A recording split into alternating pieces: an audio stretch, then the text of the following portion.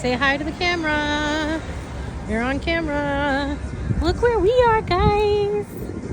So we're about to go in and pick up the other two books from Holly Jackson's creations. I have the Rachel Price book coming in the mail soon, and so I came by to pick up Killjoy as well as the other book she wrote, the standalone. Catch you soon.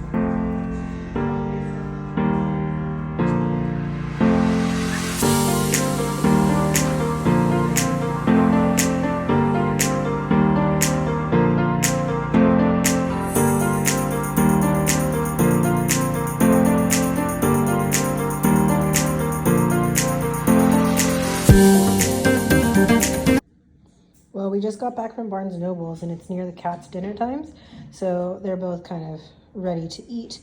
There goes Looney. Bella. Hi, Bella. Hi, baby. Smush, smush, smush, smush. Hi, Minchu. That's Minerva. And there's our little Bella. She's so pretty. Also, I know I had mentioned earlier that we have a total of 6 bookshelves around the house for me alone, and then 3 for my husband. I did the first 2 parts of the bookshelf tour for myself. These are my husband's books as well, in case anyone was interested in knowing about that. So, yeah. And we have some exciting news today for this video because we decided to go to Barnes & Noble's. Didn't we, Minchu? Didn't we, Bella? Yeah. Yeah, we did. So without further ado, let's unhaul the Barnes & Noble's books. So many books. This bag right here is my husband's. He actually ended up purchasing some books this time too, which I'm so proud of him for. And then these are the books that I bought. So I have the first 3 books, the Cruel Prince trilogy, and then I have heard that this part of the series is also really good. So this is a spin-off that Holly Black did from the Cruel Prince series. So the first one is The Stolen Heir. Why won't my camera focus? There we go. So this is The Stolen Heir by Holly Black, and it's in Elfhame, which is where the stories are set. But I absolutely love this cover. So this is the special edition exclusive Barnes & Noble's cover.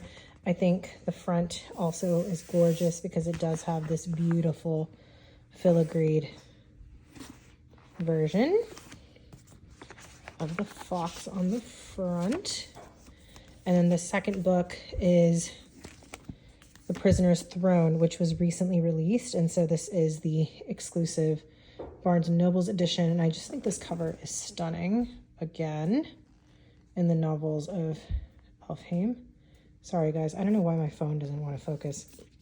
And then this is the front of this one. So you have the beautiful bird with the ring and then the red font on the book. So, yeah, that was fun. So these are the first 2 books that I had purchased. And then the other books that we had gotten are the other 2 Holly Jackson books that I don't have yet. The Return of Rachel Price is actually coming to me in the Book of the Month box. I'm waiting for that to arrive.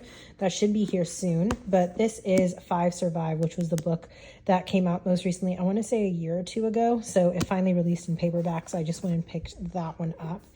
And then I also got Killjoy because, as you guys know, I was doing a Good Girl's Guide to Murder reading and reactions video. And so so far I finished A Good Girl's Guide to Murder, Good Girl Bad Blood, and I'm working on As Good as Dead right now. And so I figured I would pick up Killjoy as well, just to read the prequel to how Pip even got invested in trying to investigate the death of Sal Singh and Andy Bell. So also got these two. And then last but not least, in terms of book purchases, I ended up getting the second book written by Stuart Turton, The Devil and the Dark Water. He also wrote The 7.5 Deaths of Evelyn Hugo, and I absolutely love that book, and so I wanted to get this one. I have read this one already. I have it on Nook, but I wanted the physical copy of the book because I just think it's gorgeous. This book has absolutely nothing to do with the other book. He wrote completely different concepts. This one had a lot of intrigue and was very fun to read. I really love the shine of this cover too. Solid 4-star read for me.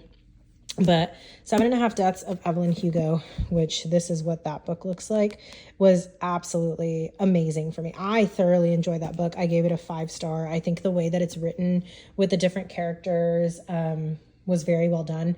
The concept of that book being that there is a man who keeps waking up, reliving the same day over and over and over again. And he's basically trying to catch the murderer of Evelyn Hugo.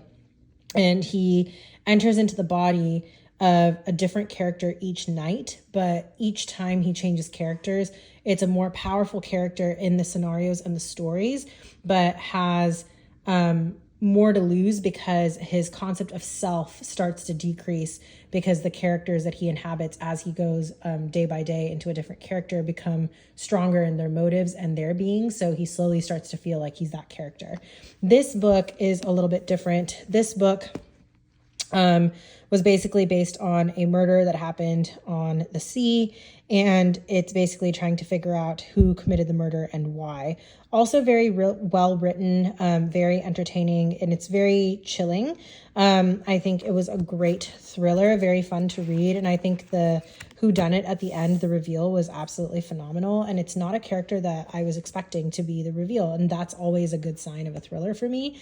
I know some people did find it predictable. I personally did not, so I was a big fan of this book, and I do think I would read anything else that this man writes because I thoroughly enjoyed both of his books. But yeah, that is my haul. So we ended up getting The Devil and the Dark Water. We ended up getting the Stolen Heir Special Edition, the Prisoner's Throne Special Edition, Killjoy, and Five Survive. So those are my books in this haul. As far as my husband's haul, because why not, we'll go through those too. These are his books. He usually skews more towards nonfiction. So he ended up getting The What If 2 by Randall Munroe. He has the first one in this. It's very interesting. It's basically this scientifically based novel where these questions that you would never think to ask are answered, and there's mathematical breakdown of why the answer is what it is. So like, for example, turning to a random page, how many people would it take to build Rome in a day? And so the number of people isn't necessarily the bottleneck. Like the old joke goes, it takes a person 9 months to produce a baby, but assigning 9 people to the job will make it take 1 month. So very interesting how he breaks everything down. And he essentially comes to a scientific conclusion as to the answer, and just has a very methodical way of breaking it all down in a fun, entertaining way. So this is book 2 in that series. He also ended up picking up this at the front, The Last Animal. I have no idea what this is. It's supposed to be a science-y book.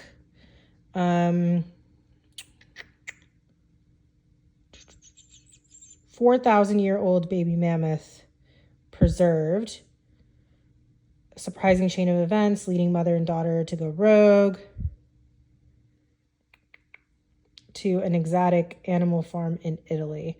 So sounds like this one's fictional, but based in science, which is why he picked this up. Then we have Thunderball 7. This looks like a James Bond book, so definitely more of a fictional novel, but he does love his James Bond, so we'll see where this takes him. And then last but not least, he picked up Periodic Tables. My husband is a chemist. Cultural History of the Elements from Arsenic to Zinc. So this is like right up his alley. This is like candy for him because he is a PhD in organic chemistry. So he absolutely loves this kind of stuff. This was probably my worst subject when I was in medical school and also in undergraduate. So a lot of things that he says goes right over my head, but I do appreciate the products that he makes because I use some of his drugs. In fact, one of the products that he made that he used peptides in is Esperol, and we actually use that as a adjunct for pain control in surgery all the time. So kind of fun. But yeah, I would say between the two of us, my husband's a lot smarter than me, and I'm very thankful for him, but this is right up his alley, whereas if I were to read this, I'd probably go insane. But that's our hauls from Barnes and Nobles. So as you can see, I got 5 books, he got 4 books, 9 books total. We had a good haul, and I am excited to share them with you. Until next time, bye.